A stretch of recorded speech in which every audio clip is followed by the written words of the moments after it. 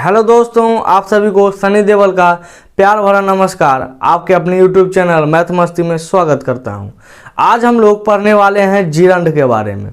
Gerund होता क्या है? पिछली क्लास में हम लोग पढ़े थे टाइप्स ऑफ वर्ब्स, यानी वर्ब्स के कितनी प्रकार होती है। Finite verb, non finite verb, transitive verb, intransitive verb, positive verb किसे कहते हैं, तो उन सभी को हम डेफिनेशन के तौर पर देख चुके थे। आज हम लोग यूजेज पढ़ेंगे कि आखिर इसका इस्तेमाल होता कहाँ कहाँ होता है, तो उन सभी चीज़ को यहाँ डिस्कस करेंगे।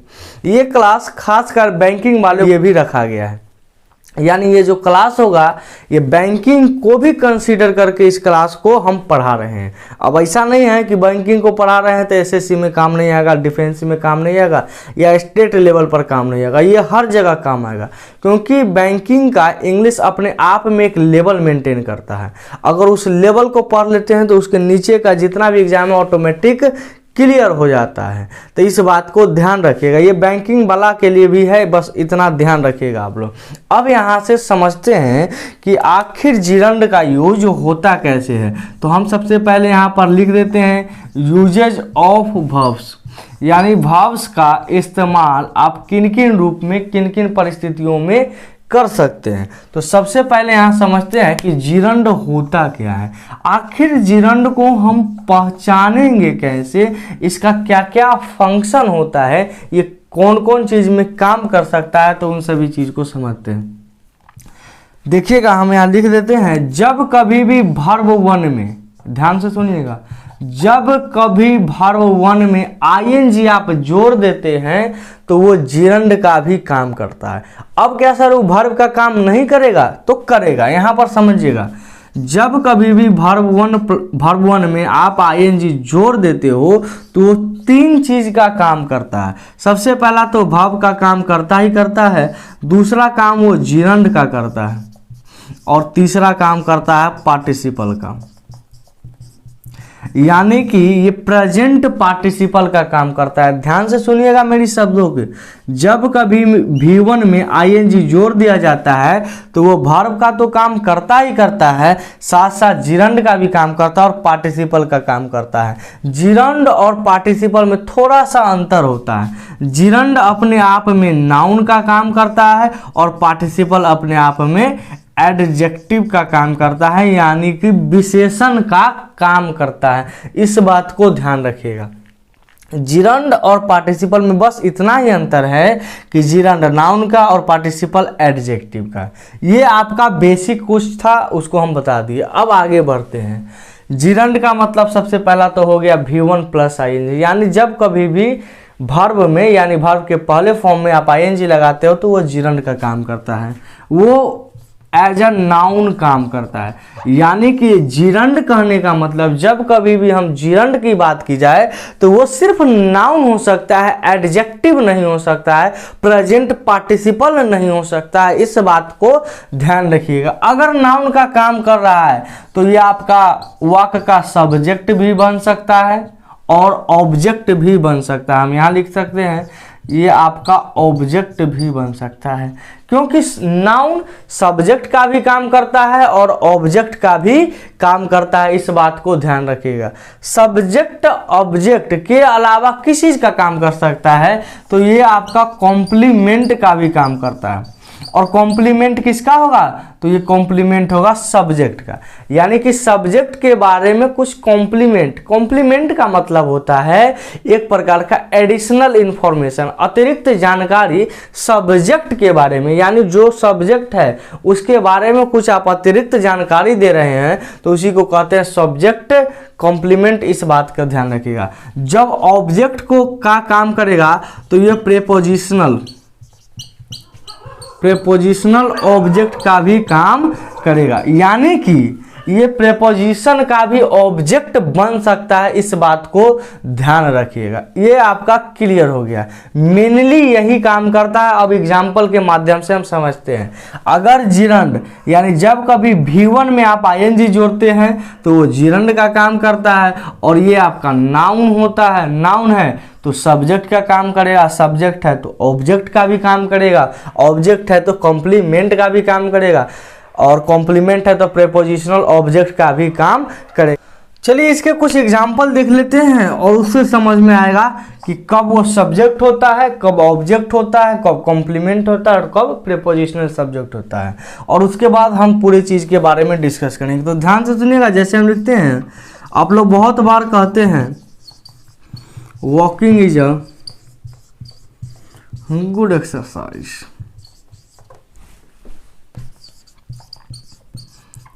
Running is good for health, I love running,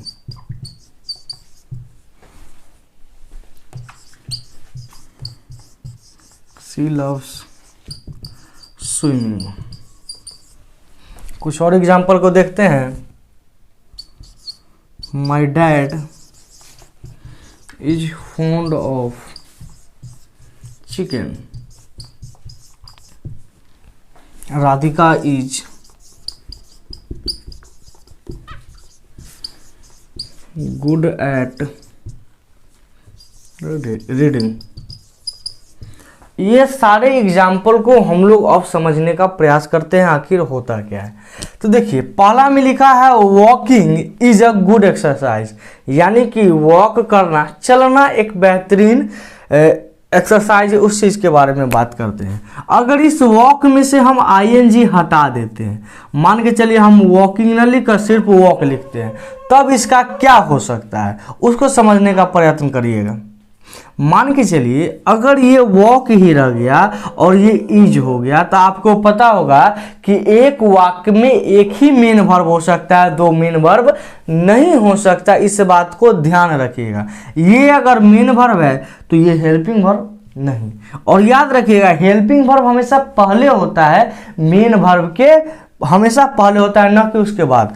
अगर ये मेन वर्ब हो गया तो ये वॉक हेल्पिंग वर्ब नहीं हो सकता है, और हमको चाहिए एक सब्जेक्ट, इसीलिए इसको आप वॉकिंग कर दीजिए। यानी कि वॉकिंग जो टहलना एक अच्छी स्वास्थ्य है, यानी अच्छी एक्सरसाइज है, उस चीज़ के बारे में डिस्कस कर रहा है। तो यहाँ एज अ सब्जेक्ट काम कर रहा है। ये जो वॉकिंग है ये आपका सब्जेक्ट का काम कर रहा है, इस बात को ध्यान रखिएगा। यहाँ भी सेम चीज़ है, running is good for health. जो रनिंग करना है हेल्थ के लिए काफ़ी खूबसूरती होता है, अच्छा होता है, उसी चीज़ के बारे में बात कर रहा है। तो यहाँ भी बात हो रही है सब्जेक्ट की, यानी ये जो रनिंग है ये काम कर रहा है सब्जेक्ट का, और सब्जेक्ट में नाउन का काम कर रहा है बालक, इस बात को ध्यान रखिएगा। यहाँ भी सब्जेक्ट में नाउन का काम कर रहा है, न कि एडजेक्टिव का। सब्जेक्ट आपका या तो नाउन हो सकता है या प्रोनाउन हो सकता है, ओनली एडजेक्टिव या सिर्फ और सिर्फ एडजेक्टिव आपका सब्जेक्ट नहीं हो सकता, इस बात को ध्यान रखिएगा। अगला एग्जांपल लिखा हुआ आई लव रनिंग, यानी मुझे रनिंग करना पसंद है, मुझे रनिंग करना अच्छा लगता है। तो आई लव, अब यहाँ पर देखिए ये आई आपका हो गया सब्जेक्ट, मुझे लव क्या है तो रनिंग करना पसंद है। तो यहाँ जो रनिंग है ये रनिंग आपका ऑब्जेक्ट का काम कर रहा है, और ये ऑब्जेक्ट तो है ही, साथ साथ ये कॉम्प्लीमेंट है आई के लिए, कि आई के बारे में एडिशनल इंफॉर्मेशन मिल रही है कि आखिर आई को पसंद क्या है, आखिर आई लव किसको करता है, आखिर आई प्रेम किसको करता है। तो वो रनिंग को प्रेम करता है, उसको रनिंग पसंद है। यहाँ पर लव का मतलब लाइक के सेंस में आ गया, इन कि लव मैं रनिंग को प्यार करता हूँ, यानी इसका मतलब हो गया मुझे रनिंग करना पसंद है, इस सेंस में यहाँ पर लिखा गया है। तो ये तो ऑब्जेक्ट होगा ही होगा, साथ साथ वो आई का कॉम्प्लीमेंट भी है, इस बात को ध्यान रखिएगा। अगला शब्द लिखा हुआ है सी लव्स स्विमिंग, यानी उसे स्विमिंग करना पसंद है। देखिए ये सी आपका सब्जेक्ट है, सब्जेक्ट आपका नाउन या प्रोनाउन ही होता है, इस बात को ध्यान रखिएगा। आपका लव्स हो गया वर्ब, ये तो क्लियर है, और स्विमिंग यानी उसे स्विमिंग करना पसंद है, ये ऑब्जेक्ट तो है ही बालक, और साथ साथ ये सी का कॉम्प्लीमेंट भी है कि आखिर सी को बताना क्या चाहता है, सी को पसंद क्या है, सी प्रेम किससे करती है, सी को पसंद क्या है, इस चीज के बारे में बात हो रही है। तो यहाँ पर हमने देख लिया सब्जेक्ट के बारे में, ऑब्जेक्ट के बारे में और कॉम्प्लीमेंट भी देख लिया, अब एक बचा हुआ प्रेपोजिशनल ऑब्जेक्ट, उसको समझने का प्रयास करते हैं। My dad is fond of chicken, याद रखिएगा मेरे जो पिता हैं वो फॉन्ड ऑफ चिकन है, चिकन के पसंद है उनको। फॉन्ड ऑफ का मतलब होता है किसी चीज़ से बहुत ही एकदम बेचैनी हो जाना, उससे प्रेम करना। तो यहाँ पर फॉन्ड ऑफ चिकन हटाकर हम फॉन्ड ऑफ ईटिंग कर देते हैं ताकि और अच्छा आसानी से समझ में आ जाए। My dad is fond of eating, मेरे जो पिताजी है एकदम व्याकुल रहते हैं खाने के लिए। तो यहाँ पर ईटिंग देखिए ऑफ आपका प्रेपोजिशन है और प्रेपोजिशन के बाद वर्ब आया है तो उसे हम जिरंड के ही फॉर्म में लिखते हैं। और एक बात याद रखिएगा, हम यहाँ पर लिख भी देते हैं ताकि आपको समझ में आए, किसी भी प्रेपोजिशन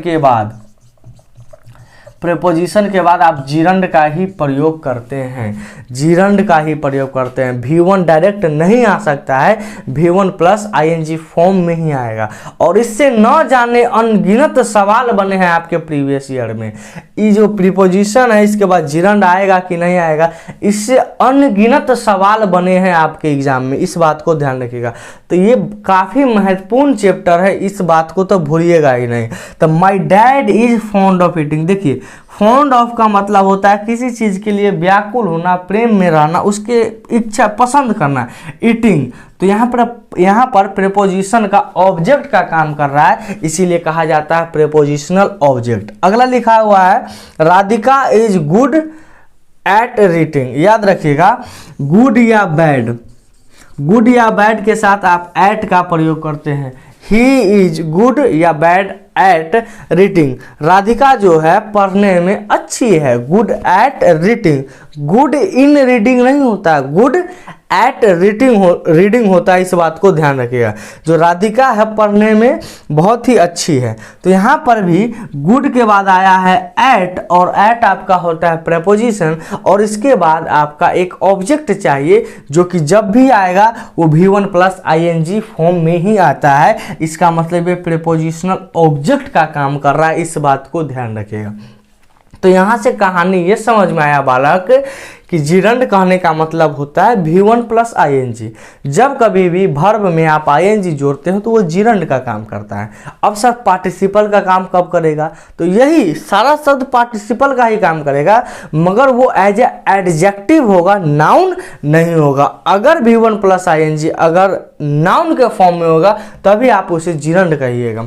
तो ये नाउन होता है, नाउन आपका सब्जेक्ट का भी काम करता है, ऑब्जेक्ट का भी काम करता है, और सब्जेक्ट कॉम्प्लीमेंट होता है, यानी ये सब्जेक्ट के बारे में एडिशनल जानकारी भी देता है, साथ साथ ये प्रेपोजिशनल ऑब्जेक्ट भी होता है, इस बात को ध्यान रखिएगा। तो यहाँ तक की कहानी हम लोग जिरंड के बेसिक पार्ट को समझ चुके हैं।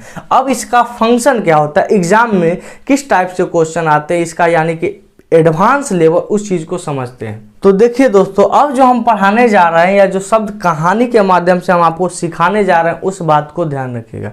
सबसे पहले हम एक कहानी क्रिएट आप लोग के बीच करना चाहते हैं कि उस कहानी के माध्यम से क्या कुछ बन सकता है आपके लिए।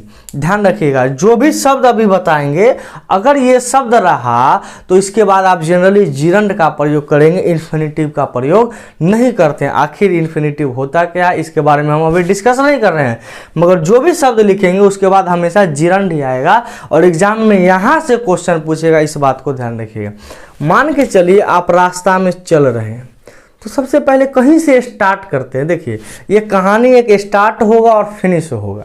कहानी स्टार्ट करते हैं, चलिए भाई कहानी कहीं से स्टार्ट हो रहा है, हम मार्केट में से चल रहे हैं, स्टार्ट हो रहा है, एकाएक किसी खूबसूरत लड़की को देखें, किसी चीज़ को देखें और हम रुक गए, देखने लगे ऐसे क्या खूबसूरती भरा नज़ारा है।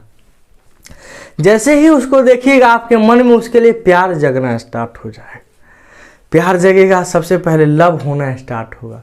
अब लव कैसे होगा, तो लव होगा आपको जब आप उसको लाइक करने लगेगा, एकदम बेइंतहा तरीका से उसको लाइक करिएगा। किसी चीज़ को ऐसे बैठे हुए हैं रास्ता से स्टार्ट, माने हम स्टार्ट किए हैं, स्टार्ट होने के बाद हम कहीं रुक गए, रुके, फिर उसको हम लव करने लगे। अब लव कब होगा, जब हम किसी को लाइक करेंगे, उसको एकदम पसंद करने लगे तो लाइक करने लगे। लाइक देख कर ऐसे मन लाइक हो रहा है, उसको एकदम बेचैनी से एकदम क्या करिए, लाइक कर लिए। जब आप लाइक करने लगेंगे तो उसको याद भी करने लगिएगा, उसको मिस भी करने लगिएगा, उसको सजा भी देने लगिएगा, उससे कुछ पाना भी चाहिएगा। अब उसको पाइएगा, उसको कुछ दीजिएगा तब मन में ख्याल आएगा। जब चलते चलते मिस करिएगा उसको, दिमाग में आएगा कि अब तब प्रेम हो गया है उससे, तब प्रेम हो गया है। उसको माइंड में क्या करिएगा, रिमेंबर करने लगिएगा, उसको मिस करने लगिएगा। तो ये सब चीज़ आपके साथ नॉर्मली चीज़ है और ये होता ही रहता है। अब सर रिमेंबर काहे बता रहे हैं, स्टॉप काहे बता रहे हैं, तो ये सब शब्द है जिसके साथ आप जिरंड का प्रयोग करिएगा। उसको जब रिमेंबर करिएगा, मिस करिएगा, तो उसके बाद फिर उससे मिलने का सोचिएगा। जब मिलने का सोचिएगा तो उसको प्रपोज करने का सोचिएगा। तब प्रपोज करिएगा तो मन में कन्फ्यूजन भी आ सकता है कि वो हम लोग नापसंद भी तो करेगी, हो सकता है हमारा रिजेक्ट कर दी प्रपोजल को। हम गए गुलाब के फूल लेकर, गुलाब के फूल ऐसे लिया, पटक का मार दी, औकात क्या है तुम्हारा, ऐसा भी तो बोल सकती है। तब प्रपोज करने का दिमाग में आया, दिमाग में प्रपोज करने का आया तो उसको डिनाई भी करने का सेंस आया कि ना वो हम प्रपोज करेंगे तो हमारा रिजेक्ट भी कर दे। अगर रिजेक्ट कर दी तुमको तब बाबू दिल पर लगेगा, ठुकरा के मेरा प्यार मेरा इंतकाम देखेगी। जब तुमको ठुकरा देगी तो तुम उसको हेट करने लगेगा, कुछ नहीं, हटा सब लव लाइटिस फालतू चीज़ है, तो इस सबको हटाने लगेगा, यानी हेट करने लगेगा। जब घिरना होगा तो उसको डिसलाइक भी करिएगा। डिसलाइक करिएगा तो क्या उसको छोड़ दीजिएगा, माफ़ कर दीजिएगा, तो उसको माफ़ कर दीजिएगा। इरफान खान का एक बेहतरीन ही शायरी है, मोहब्बत है इसीलिए जाने दिया। अगर पता नहीं और क्या है, मोहब्बत है इसीलिए जाने दिया, और उसके बाद कितना अच्छा शब्द बोलता है, हम भूल गए शायद। तो मोहब्बत है इसीलिए जाने दिया, उसके बाद एक लाइन है, इसको कमेंट में बताइएगा क्या था वो, हम अभी याद है तुरंत भूल गए, हमको पता ही नहीं चला, जैसे ही बोलना चाहे भूल गए। तब प्रपोज करेगी तो डिनाई भी हो सकता है, डिनाई होगी तो आप उसको माफ़ कर दीजिएगा कि जाओ भाई इश्क है इसीलिए जाने दिया, जिद होता तब बाहों में होता, याद आ गया। मोहब्बत है इसीलिए जाने दिया, जिद होती तो आज बाहों में होती, तो जिद तो है नहीं, मोहब्बत है इसीलिए छोड़ दिए, माफ़ कर दिए।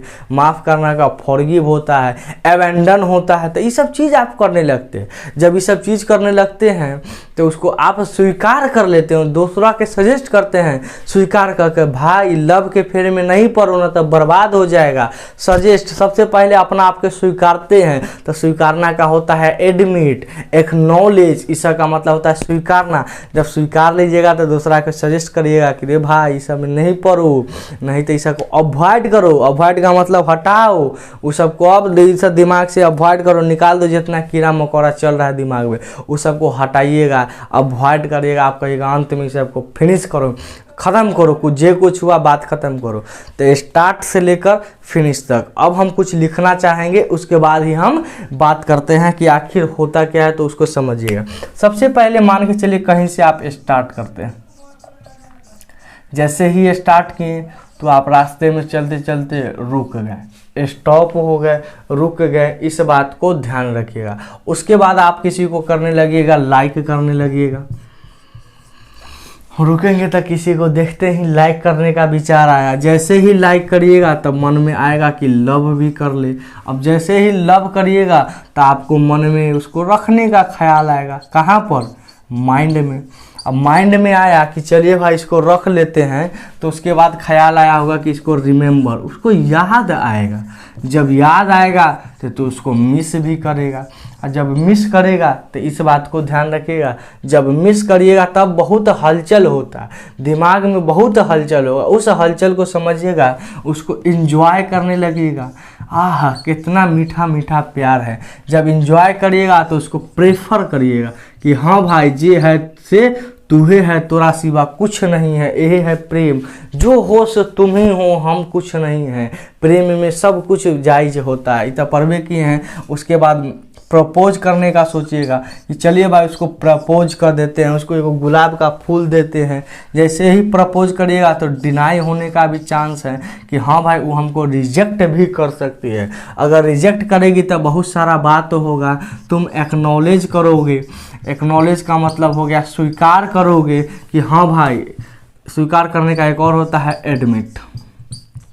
कि हाँ भाई ये सब फालतू चीज़ है, ये सब कुछ नहीं है, जाने दो इसके प्रेम मोहब्बत। उसके बाद तुम उसको फॉरगिव कर दो कि जाने दीजिए हमारा साथ नहीं हुआ तो कम से कम दूसरा भी खुशी है, फॉरगिव करोगे। फॉरगिव का मतलब पार्डन भी होता है, एक पार्डन लिख लीजिएगा।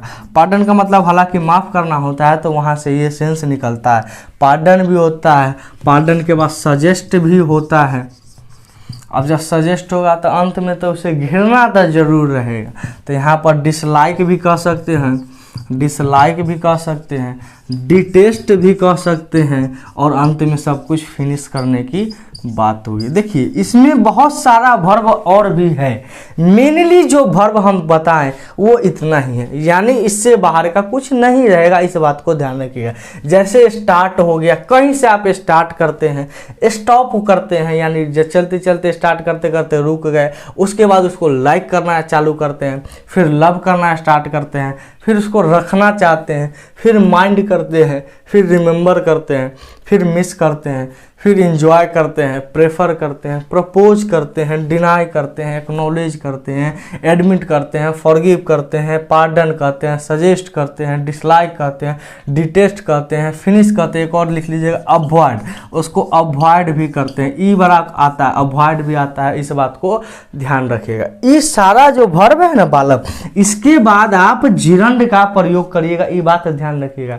एक बाद जब आएगा जिरंड आएगा, इन्फिनिटिव आने का सवाल ही नहीं होता है, इस बात को ध्यान रखिएगा। ये एक रूल है, एक रूल हम और बता देते हैं कि आखिर वो होता क्या है। तो देखिएगा बालक, वो जो शब्द है ये फ्रेज होता है एक प्रकार का, जैसे लिखते हैं in addition to, in addition to, prone to, prone to, in forward to, या लुक फॉरवर्ड टू, ऐसे लिख लीजिएगा, look forward to, look forward to, addicted to, addicted to,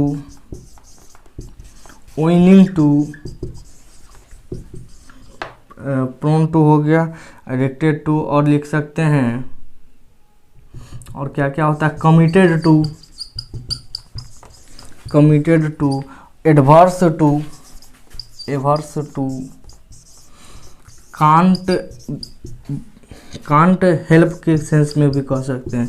इन सभी चीज के साथ, यानी जितना जो वर्ब लिखे हैं, in addition to, prone to, यहाँ पर छूट गया prone to, prone to, look forward to, addicted to, winning to, committed to, averse to, can't help, इस सब के बाद आप याद रखिएगा जिरंड का ही प्रयोग करना है, कुछ और प्रयोग नहीं करना है। तो इस सारा कहानी आपका जिरंड का था, ये आपका खत्म हो गया। ये आपका एक रूल था और दूसरा यहाँ पर था, यानी इतना लवलाइटिस वाला सारा कहानी से याद हो जाएगा। और इसको कैसे याद रखना है, टू वाला जनरली ऐसे होगा, in addition to, look forward to, addicted to, एकमस्टेड to, averse to, can't help, owing to, committed to, ये सब रहेगा, टू वाला ज़्यादा रहता है, जितना ये शब्द है टू वाला रहेगा। इस सब के साथ आपको प्रयोग करना है, इस बात को ध्यान रखना कि इस सब के साथ जब प्रयोग होगा जिरंड का प्रयोग होगा।